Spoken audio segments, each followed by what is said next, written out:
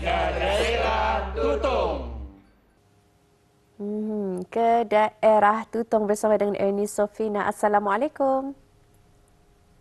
Waalaikumsalam warahmatullahi wabarakatuh. Selamat pagi Afifah dan Muammar. Ya, selamat pagi. Apa khabar hari ini, Ernie? Ya, syukur Alhamdulillah kami semua sihat pagi ini. Ya, Alhamdulillah ya. Kita pun dalam keadaan yang sihat walafiat juga. Walaupun, macam kena tanya faham? Tanya tu. Padahal nak kena tanya. Terkejut ya? Nampak. Okay, baik ini kita tadi telah pun bertanya kepada rakan tugas kita dari daerah Belayet Madini lah ya, mengenai apa mungkin nanti ini sendirilah mungkin nanti ada satu perniagaan yang ingin dibuka ataupun jika sekiranya ingin membuka sebuah perniagaan lah, apa tips ataupun beberapa cara lah untuk mengembangkan perniagaan tersebut? Ya, kalau saya sendiri, apa yang dipelajari oleh ibu saya lah ya, yang masih lagi bertahan sehingga kini alhamdulillah dengan berniaga kuih-kuih kering, ya, cara ibu saya mempertahankan perniagaan tersebut memang ya kita ni mesti tidak boleh lalai dengan kualiti makanan tersebut. Tetapi saya juga mengambil pengajaran daripada ibu saya ini ialah dengan sentiasa sekuat tenaga mempromosikan ya, antaranya kita ni perlu percaya dengan perniagaan kita ni. Jadi kalau mengenai dengan berniaga kuih keringan ni, bukan sahaja ianya sebagai satu kuih tradisi Melayu kita ni, tetapi berniaga makanan ini memang diperlukan.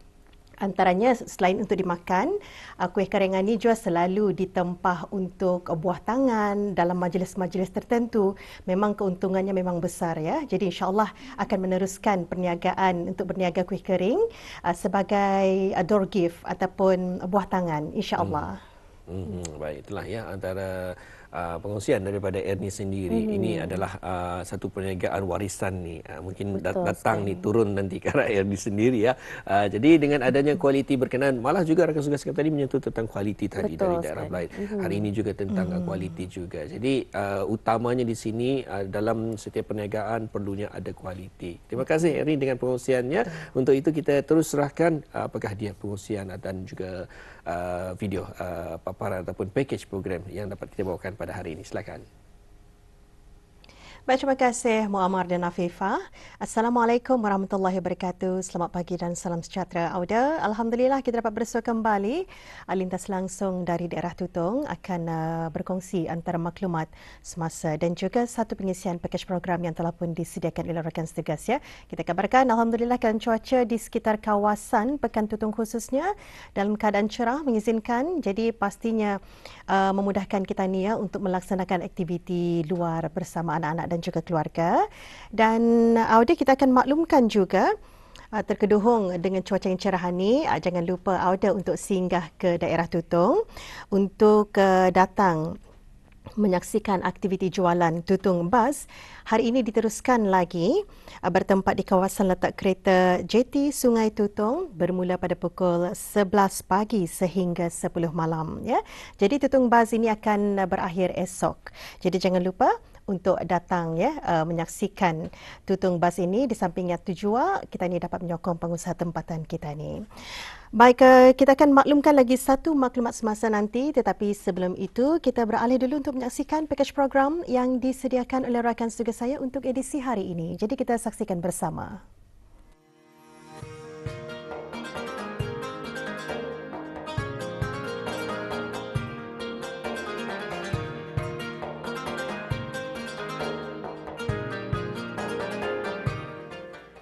Allah Subhanahu wa taala berfirman yang bermaksud, sesungguhnya agama, yakni yang benar dan diredai di sisi Allah ialah Islam, dan tidak berselisih faham orang-orang yang dikurniakan kitab, yakni Yahudi dan Nasrani, melainkan setelah sampai kepada mereka ilmu pengetahuan, yakni tentang kebenaran, kerana mereka itu berdengki-dengkian sesama mereka.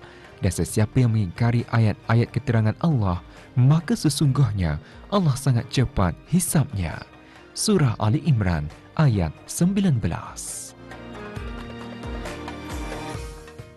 agama Islam mula tersebar di tanah Brunei sejak pemerintahan Sultan Brunei yang pertama dan semakin berkembang luas pada pemerintahan Sultan Sharif Ali.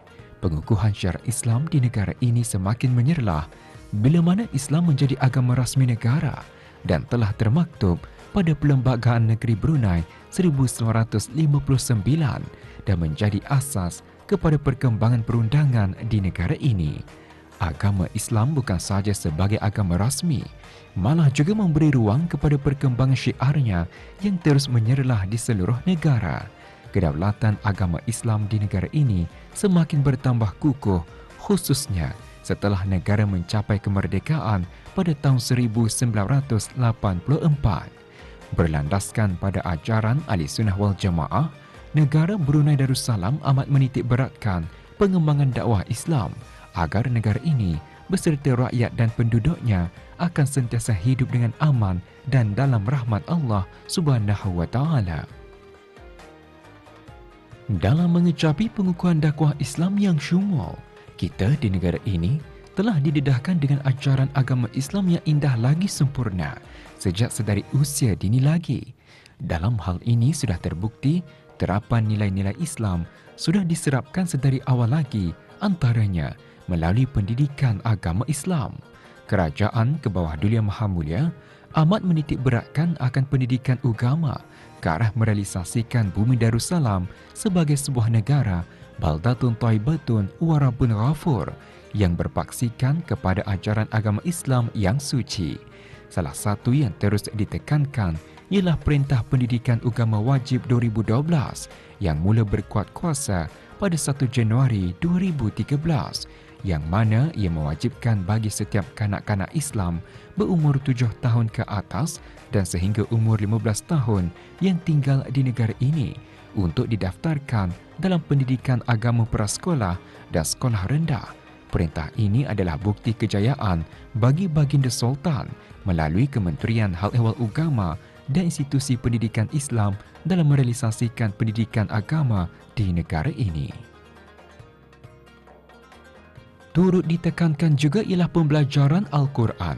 Menerapkan ilmu Al-Quran sedari usia kanak-kanak adalah suatu perkara yang signifikan bagi membiasakan mereka dengan huruf-huruf hijaiyah, cara melafazkannya yakni makhraj, tanda baca dan lain-lain.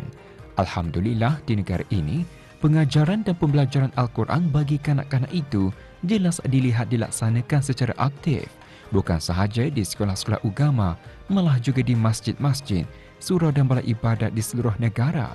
Selain pembukaan kelas-kelas mengaji yang dianjurkan oleh pihak persendirian dan lain-lain. Melalui pengajaran dan pembelajaran Al-Quran ini, mereka dapat menguasai pembacaan Al-Quran dengan baik. Meski pada peringkat permulaan, mungkin agak sukar dan mencabar buat kanak-kanak untuk membacanya. Mempelajari ilmu Al-Quran secara tadabbur atau memahami ayat-ayatnya juga diteruskan sehingga ke usia lanjut dan ia jelas dilihat melalui kelas-kelas bimbingan buat warga dewasa dan warga emas di masjid-masjid, kelas-kelas Al-Quran swasta dan sebagainya. Mempelajari dan memahami juga menghayati ajarannya adalah suatu kewajipan bagi setiap individu dalam masyarakat Islam dan Al-Quran itu berfungsi sebagai sumber menyucikan hati dan jiwa bagi orang beriman. Tidak kurang pentingnya juga adalah peranan institusi masjid-masjid di negara ini dalam mengukuhkan penyebaran dakwah Islam.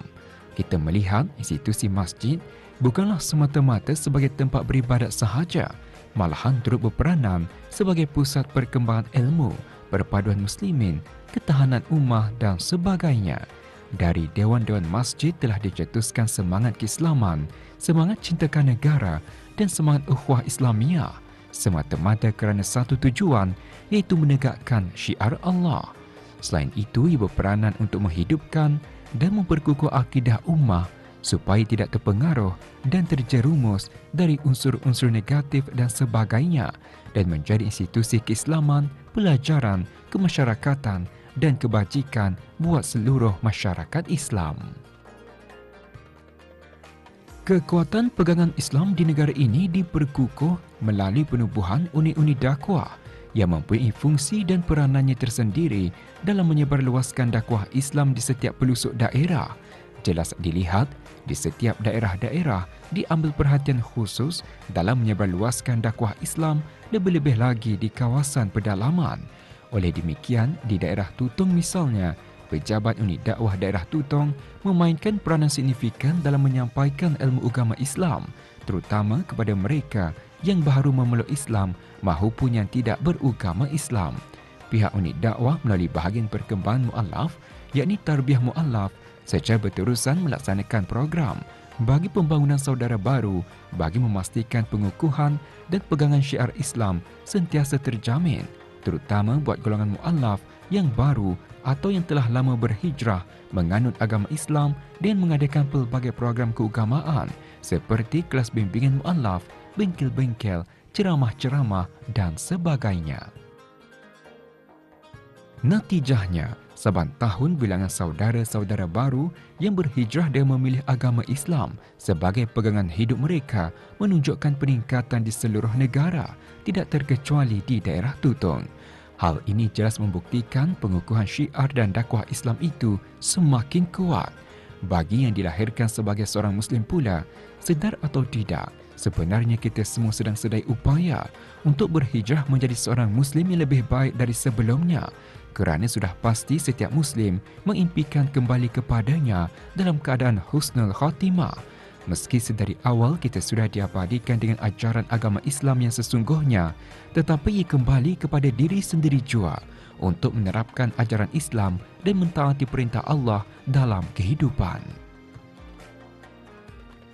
Akhirnya, marilah bersama istiqamah dan cekalkan hati untuk menjadikan negara Brunei Darussalam ini sebagai sebuah negara zikir yang akan melahirkan sebuah negara yang diimpikan, iaitu baldatun thayyibatun wa rabbun ghafur, iaitu menjadi sebuah negara Islam yang berkebajikan di bawah pelindungan Allah serta diberkati olehnya jua, dan agar rakyat serta penduduk di negara ini dapat meningkatkan lagi ketakwaan serta keimanan kepada Allah Subhanahu wa taala. Sebagaimana di dalam surah Al-A'raf ayat 96, Allah Subhanahu wa taala berfirman yang bermaksud, dan kalaulah penduduk sesebuah negeri itu beriman dan bertakwa, tentulah kami akan melimpahkan kepada mereka berkat dari langit dan bumi.